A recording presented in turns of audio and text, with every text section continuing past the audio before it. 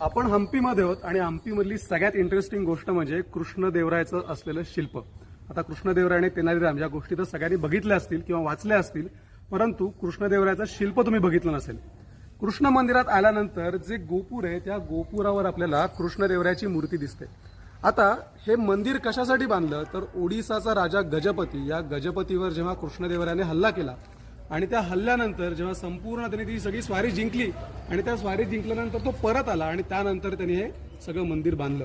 मंदिर बांधताना त्यांनी त्या सगळ्या स्वारीची जी गोष्ट आहे किंवा जी स्वारी कशी झाली हे सगळं त्यांनी तिथे शिल्पांमध्ये कोरून ठेवलंय. तर तुम्ही डावीकडे बघितलं तर आपल्याला घोड्यावर बसलेला कृष्णदेवराय दिसतो, त्याच्या मागे ढाल तलवार घेतलेलं सैन्य दिसतं.